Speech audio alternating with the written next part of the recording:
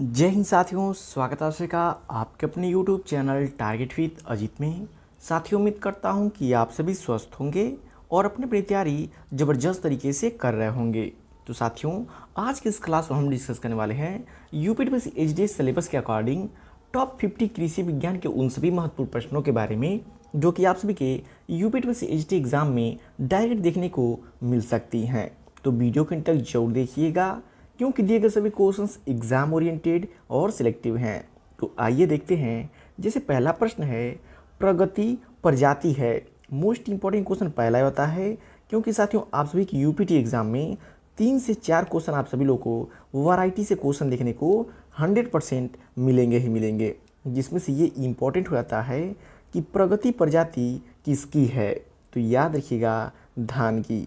प्रगति जो कि धान की इम्पोर्टेंट वैरायटी हो जाती है। नेक्स्ट क्वेश्चन है, स्वनिश्चितता किस किस्म के विकास में सहायक होती है। बात कर रहा है सेल्फ इनकम्पेबिलिटी की, कि किस किस्म के विकास में सहायक होती है। तो याद रखिएगा, शुद्ध वंश प्रजाति के विकास में सहायक होती है। स्वनिश्चितता जो है कि शुद्ध वंश प्रजाति किस्म के विकास में सहायक होती है। ये भी क्वेश्चन कई बार एग्जामों में पूछा जा चुका है। नेक्स्ट क्वेश्चन है, लोकाट का वानस्पतिक नाम है। साथियों, मोस्ट इम्पॉर्टेंट क्वेश्चन है कि लोकाट का बॉटनिकल नेम क्या हो जाता है। तो याद रखिएगा, इरियोबोट्रिया जैपोनिका हो जाता है। क्या होता है? इरियोबोट्रिया जैपोनिका हो जाता है। नेक्स्ट क्वेश्चन है, आंतरिक ऊतक क्षय रोग से सर्वाधिक ग्रसित आंवले की प्रजाति होती है। आंतरिक ऊतक क्षय रोग से सर्वाधिक ग्रसित आंवले की प्रजाति कौन सी होती है? तो याद रखिएगा, फ्रांसिस। कौन सी होती है? फ्रांसिस हो जाती है। नेक्स्ट क्वेश्चन है, जमीकंद का वानस्पतिक नाम है। मोस्ट इंपॉर्टेंट क्वेश्चन ये भी होता है, डबल स्टार मार्क कर लीजिएगा कि जमीकंद का वानस्पतिक नाम क्या है। तो याद रखिएगा, एमारफोलस कैम्पैनुलेटस। क्या होता है? एमारफोलस कैम्पैनुलेटस। नेक्स्ट क्वेश्चन है, टमाटर प्यूरी में सुरक्षक रसायन बेंजोइक एसिड की अनुमेय सीमा है। टमाटर प्यूरी में सुरक्षक रसायन बेंजोइक एसिड की अनुमेय सीमा कितनी होती है? तो याद रखिएगा, 250 ppm होती है। कितना होती है? 250 ppm होती है। और यहाँ पे एक मोस्ट इंपॉर्टेंट पॉइंट याद रखिएगा, देखिए यहाँ पे लिखा हुआ है टमाटर प्यूरी में सुरक्षक रसायन बेंजोइक एसिड, यानी कि टमाटर के संरक्षण के लिए जो कि किसका प्रयोग किया जाता है? बेंजोइक एसिड का प्रयोग किया जाता है। तो यह भी एक इम्पॉर्टेंट क्वेश्चन होता है, बार बार परीक्षाओं में पूछा जाता है। तो साथियों, क्वेश्चन का लेवल आप सभी लोग को देख के पता चल रहा होगा कि दिए गए सभी क्वेश्चंस एग्जाम ओरिएंटेड और सिलेक्टिव हैं। तो वीडियो की क्वालिटी कंटेंट आप सभी लोग को पसंद आ रहा हो तो प्लीज़ वीडियो को लाइक और चैनल को सब्सक्राइब जरूर कर लीजिएगा। नेक्स्ट क्वेश्चन है, संश्लिष्ट किस्म को तैयार करने के लिए अंतः प्रजात वंशक्रमों की संख्या है। बात कर रहा साथियों, संकुल वैरायटी को तैयार करने के लिए जो अंतः प्रजात वंशक्रमों की संख्या होती है वो कितनी होती है? तो याद रखिएगा, 8 से 10 होती है। तो राइट आंसर ऑप्शन सी हो जाएगा, 8 से 10। इम्पॉर्टेंट क्वेश्चन है, ये क्वेश्चन पिछली बार एसटी एग्ज़ाम में देखा जा चुका है। नेक्स्ट क्वेश्चन है, उत्तर भारत के लिए धान की प्रथम संकर किस्म का विकास हुआ।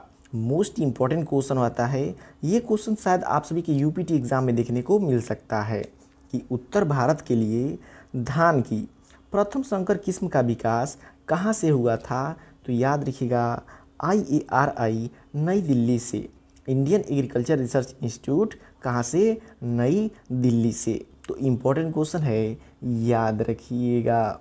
नेक्स्ट क्वेश्चन है, फाइलोडी रोग का वाहक है।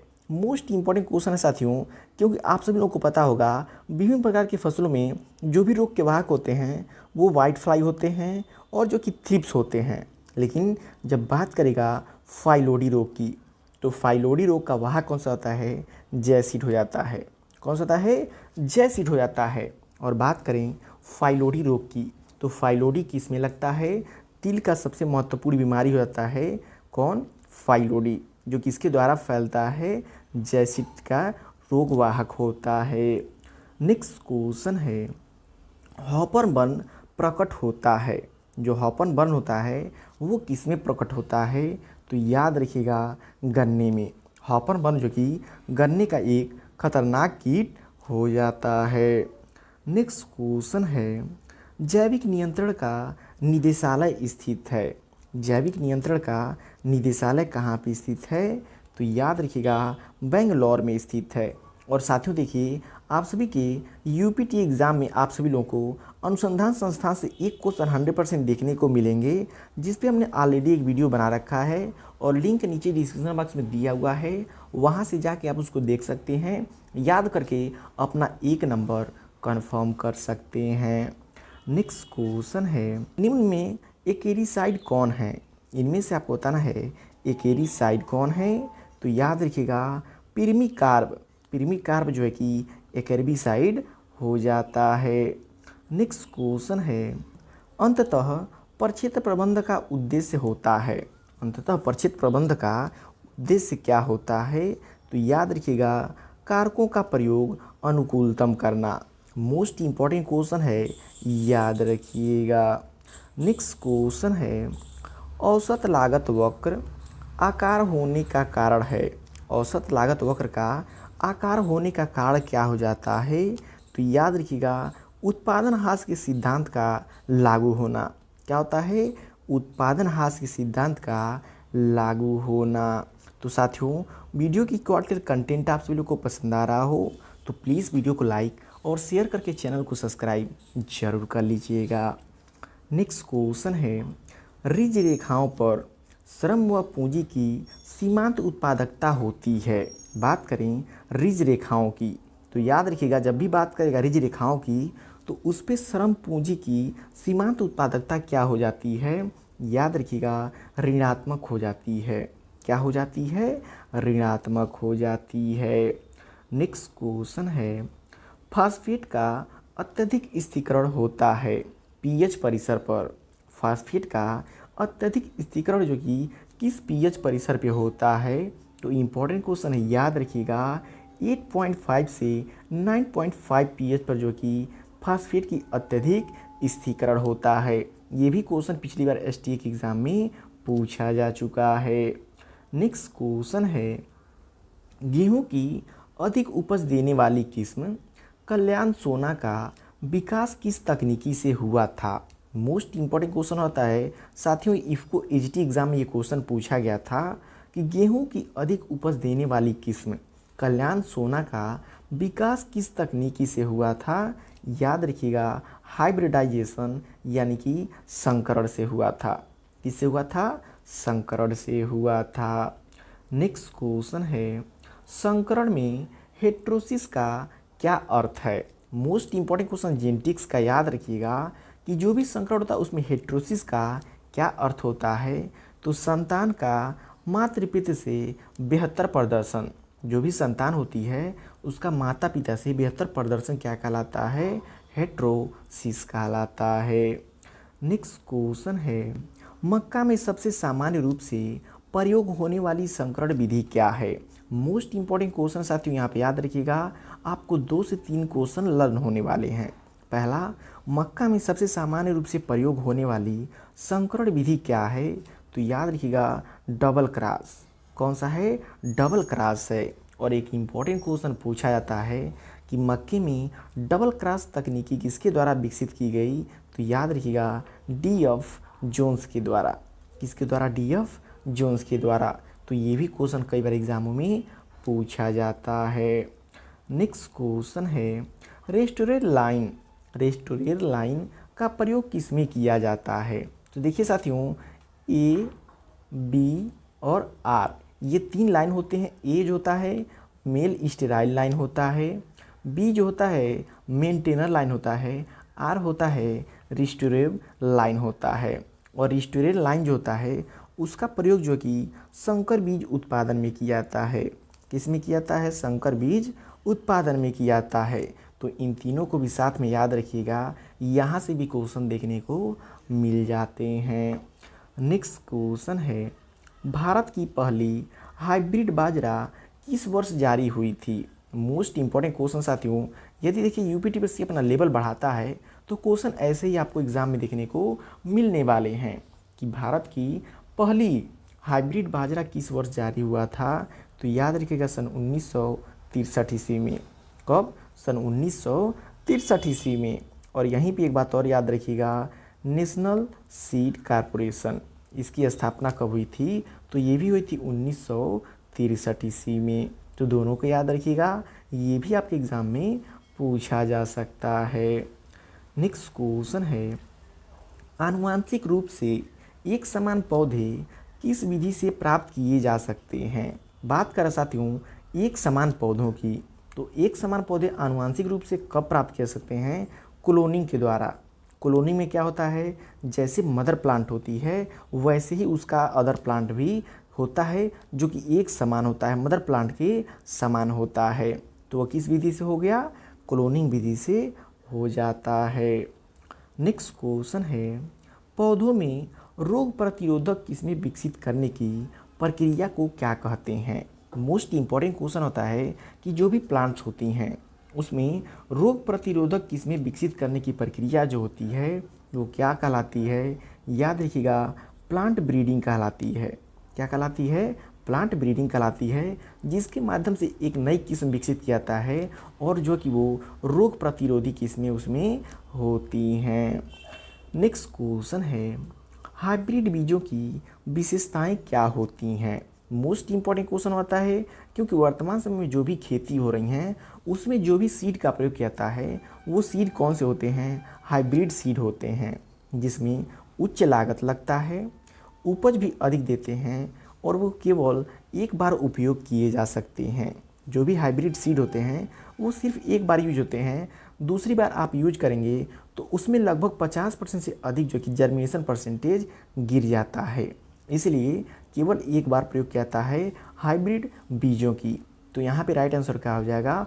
ऑप्शन डी, उपरोक्त सभी। तो इम्पॉर्टेंट क्वेश्चन है, याद रखिएगा। नेक्स्ट क्वेश्चन है, आत्म परागण से उत्पन्न पौधे को क्या कहा जाता है?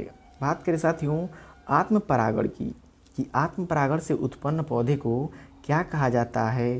तो याद रखिएगा, होमोजाइगस कहलाता है। क्या कहलाता है? होमोजाइगस कहलाता है। नेक्स्ट क्वेश्चन है, कृषि प्रसार का मुख्य उद्देश्य क्या है?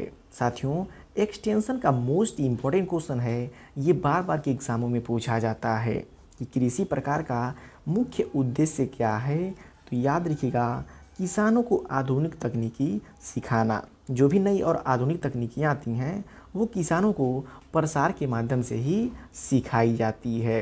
तो इसको याद रखिएगा, एग्ज़ाम में अक्सर पूछा जाता है।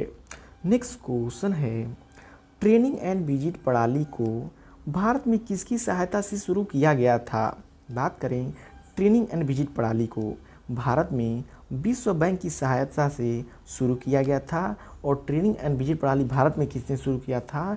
तो डेनियल बन्नौर ने जो कि शुरू किया गया था। तो ये भी याद रखिएगा, एग्जाम में पूछा जाता है। नेक्स्ट क्वेश्चन है, कृषि दर्शन कार्यक्रम किस माध्यम से प्रसारित होता है?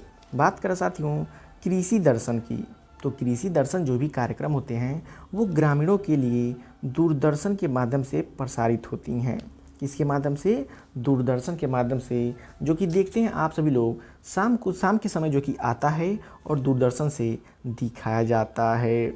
नेक्स्ट क्वेश्चन है, कृषक प्रशिक्षण और शिक्षा संस्थान किस योजना का भाग है?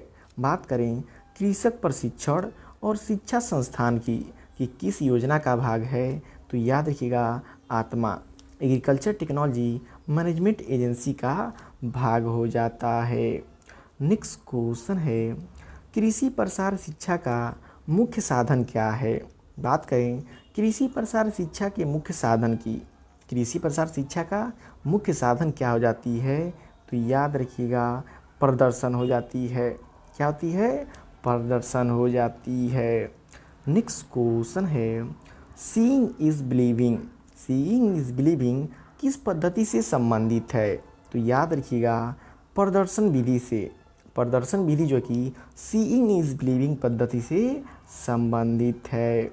नेक्स्ट क्वेश्चन है, कृषि प्रसार में प्रेरणा किसे कहते हैं। मोस्ट इंपॉर्टेंट क्वेश्चन होता है कि कृषि प्रसार में जो भी मोटिवेशन होता है उसे क्या कहते हैं। तो याद रखिएगा, व्यवहार परिवर्तन हेतु आंतरिक प्रेरणा, व्यवहार परिवर्तन हेतु जो आंतरिक प्रेरणा दी जाती है उसे कृषि प्रसार में प्रेरणा कहा जाता है। तो ये भी इम्पोर्टेंट क्वेश्चन है, बार बार एग्जामों में पूछा जाता है। नेक्स्ट क्वेश्चन है, एक्सटेंशन शब्द की उत्पत्ति किस देश से हुई थी। साथियों मोस्ट इंपॉर्टेंट क्वेश्चन है और काफ़ी कन्फ्यूजन वाला क्वेश्चन है कि एक्सटेंशन शब्द की उत्पत्ति किस देश से हुई थी। तो याद रखिएगा, इंग्लैंड से हुई थी। और जब बात करेगा सबसे पहले यूज किस देश में हुआ था, तो अमेरिका में हुआ था। उत्पत्ति पूछे तो इंग्लैंड में, यूज पूछे तो अमेरिका में, तो दोनों में डिफरेंस याद रखिएगा। और ये लास्ट क्वेश्चन साथियों आप सभी लोगों के लिए होमवर्क है, जिसका आंसर कमेंट बॉक्स में ज़रूर दीजिएगा कि कृषि प्रसार का सबसे प्रभावशाली व्यक्तिगत संपर्क माध्यम कौन सा है। तो आई होप इसका आंसर आप सभी लोग को पता होगा, तो कमेंट बॉक्स में इसका आंसर जरूर दीजिएगा।